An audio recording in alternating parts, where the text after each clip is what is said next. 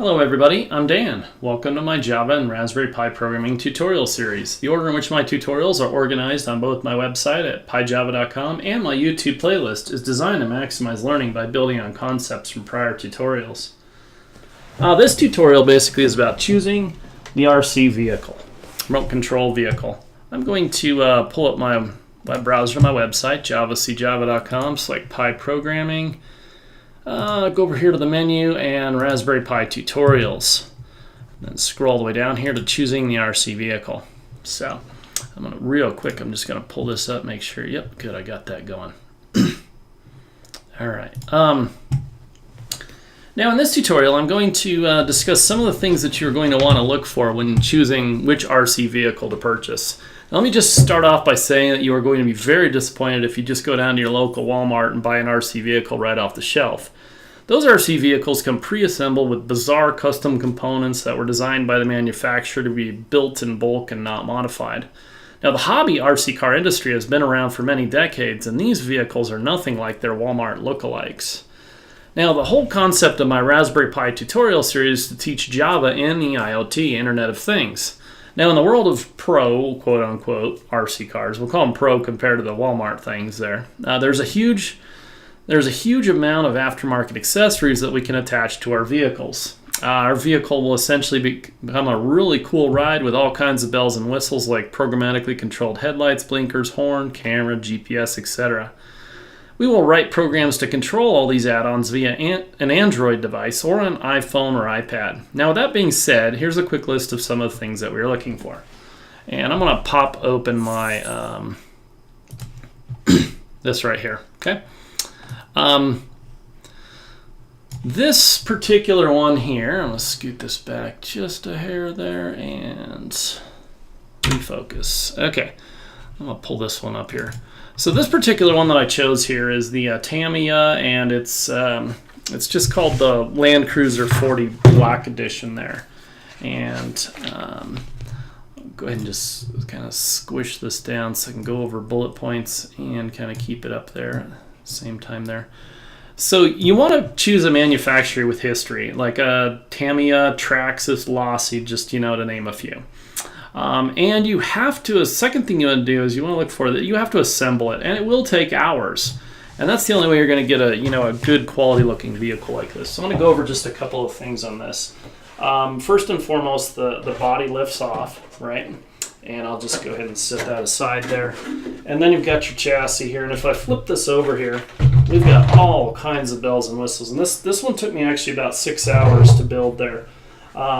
You've got your steering, you've got a front and rear differential, you've got oil dampened shocks, fully independent suspension there. It's really a beautiful thing. The front and rear differentials actually have metal inside of these plastic cases. It's a bizarre mix of like metal and plastic on this particular one there. The transfer case, which is in here, right, for the front and rear wheel. This is a four-wheel drive, so the transfer case actually has some plastic gears on that. This is the steering control arm, right, so we can move that and attach servos to that. But all in all, this thing came with just a ton of pieces.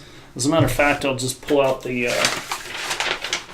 manual here and just kind of briefly thumb through and show you an example of all the stuff you have to build there, right? Build it all out. Just tons and tons of parts. Took me about 3 evenings to build this thing there. It's pretty cool. Like for example, you even have to pour the oil for the oil dampened shocks into there and assemble all that stuff there too. Really makes some nice stuff there. So anyway, yeah, you're looking for something that just basically isn't pre-assembled. Okay, with that being said, I'm going to go ahead and flip this guy back over, put his top back on. Get him at a good angle there.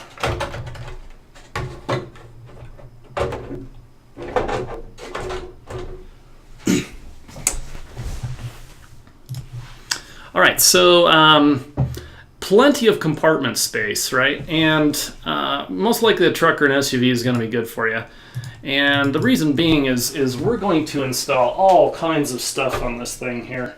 I've actually got a roof rack coming in that I bought off of eBay that I'm actually going to mount the Raspberry Pi on top of the roof rack. But we want all of our other components that we're not too much interested in, like being visible from the outside, to be, basically stored and inside of the body in here, right?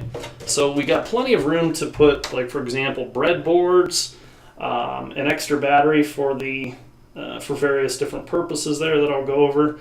So we can add all sorts of components and everything like that and kind of customize that, right? But it's not going to be, we just want plenty of room to do that. Okay. All right, go over the next thing on this. So it should not come with a remote control unit. And this particular unit came with just the motor, and it also came with a bonus, which was the motor controller here. And pull that open here. So the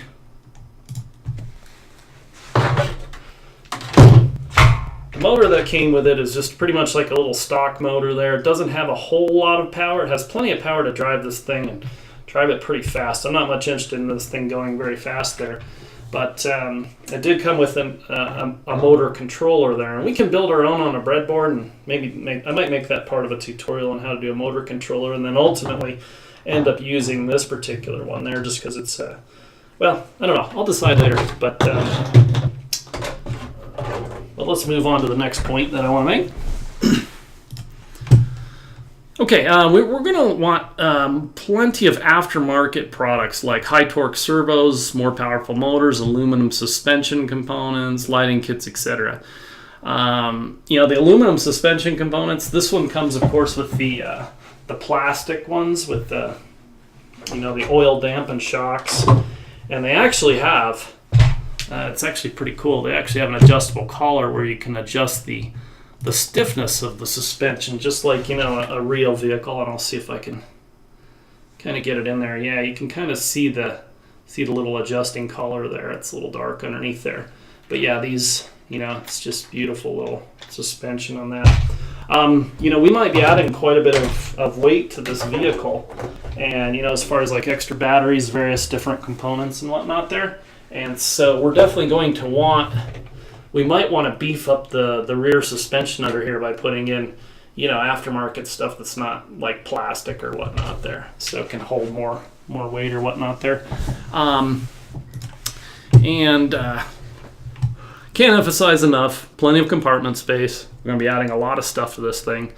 And really, kind of last but not least, we're not just building a simple Lego Mindstorm looking thing here, so your vehicle should look really cool, do some time, take some research, and buy something that you're going to be proud of.